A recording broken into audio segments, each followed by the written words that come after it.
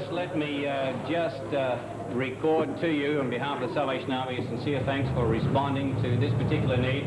The Bay Area's medical community has quickly responded to the Mexican emergency. This afternoon, over 40 doctors, nurses, and paramedics joined the Salvation Army airlift and 8 tons of food and clothing for Mexico. One paramedic said he's expecting the disaster to be much worse than what we've seen so far. Because there's no water, they're getting the water out of the ground, which is almost like sewage water.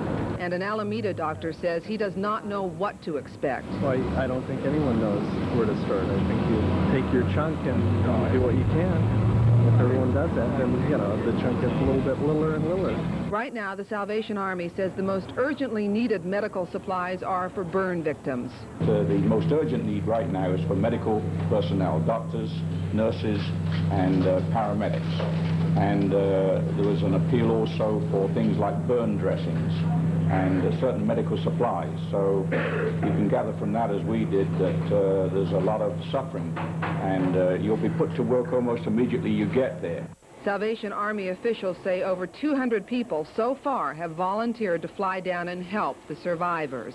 People in the Bay Area have already generously responded to the Salvation Army's call for help, and it needs more help. The cost of chartering this plane to go to Mexico City is $35,000. At San Francisco International Airport, Lila Peterson, News Center 4.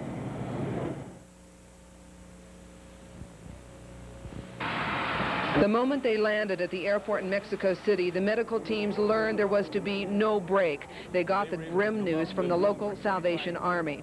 The Benito Juarez Hospital collapsed with everybody in it, including our best information right now, 47 doctors.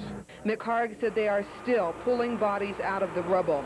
San Francisco Salvation Army head Colonel Ray Robinson organized this airlift. He does not have the money to pay for the charter, but he does have faith in the people from the Bay Area. We've gone out on a limb, so to speak, because we've spent funds for the local area that would normally be used for relief in the local area, because we really believe that people in the Bay Area will respond and help us to replenish our funds for local use. This has got top priority right now.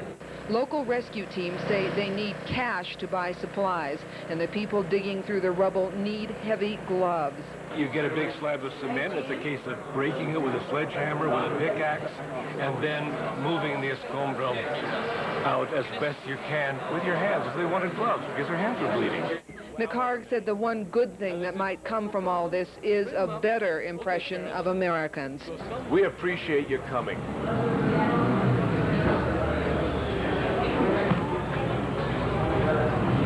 This will help, probably as much as anything, the image of the ugly North American.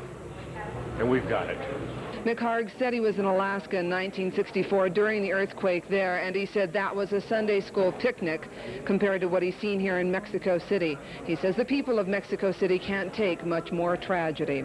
In Mexico City, Lila Peterson, News Center 4. We are definitely in the worst disaster that has ever happened in Mexico. As you know, right now, 250 buildings have been destroyed in Mexico City, and probably because of the other buildings who have resented the tremor, will have to come down, and that amounts probably to 1,000 buildings. And because communication out of Mexico is sporadic at best, there is no indication on exactly how many are homeless and what victims may need. But the American Red Cross is already sending supplies and survey teams. The mayor asked the public to pitch in. Let's help our friends, let's help our neighbors, let's help our very good ally, Mexico, because they need that help, and they need it very badly right now. And to kick off that relief effort, Feinstein wrote a personal check for $500 and handed it over to the director of the Red Cross.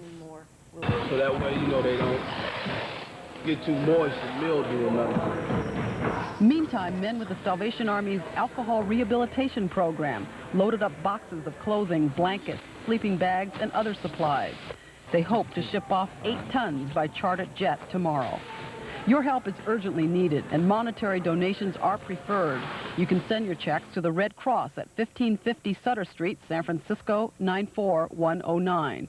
or the Salvation Army at Post Office Box 3465, San Francisco 94119.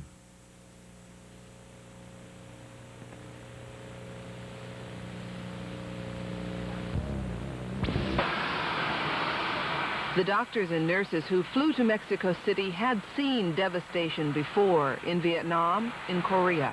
Be prepared for a combat zone, they warned. That's what this will be like. Their words were prophetic.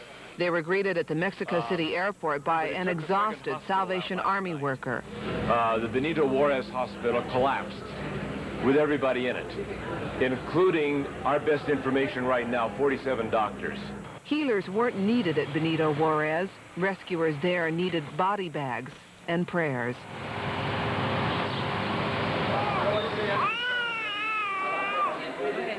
But there were other people who did need help. The group took over a church in the poor district of Colonial Morelos. In just 35 minutes, their clinic was ready to go. They quickly learned most of the people who came in were still suffering from shock. Mothers were too afraid to eat, and they could not feed their babies. Matter of fact, some of them are living in the streets, so they're afraid to drink the water, and their children are becoming dehydrated because their breast milk's drying up. The treatment was simple: milk and water. Other teams went out to the disaster sites to treat survivors, and they came back with a distressing discovery. We have seen bodies in the rubble. We have not seen anybody living at this point. In all the sites we went to, maybe half a dozen sites, we saw a lot of rubble. The dogs had been through. There had been no signs of life. Each day, Americans armed with splints, bandages, medicine, and astringents walked into the devastated areas. They picked their way past crumpled houses where the slow search for survivors continued. They think that there are some people buried there, and they need somebody to come and help them dig, or with some equipment.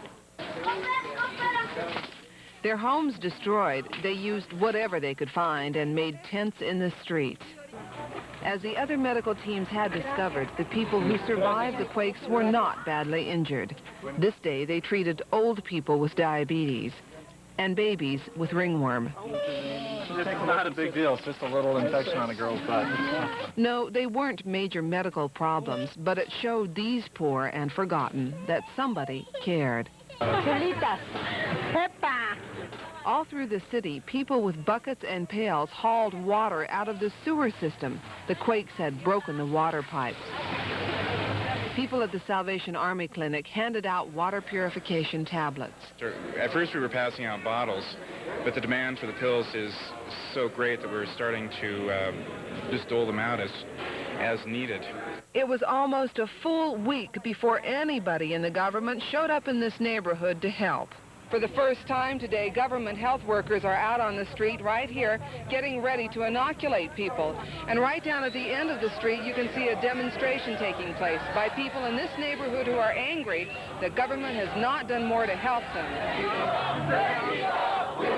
We are asking help, food, material construction,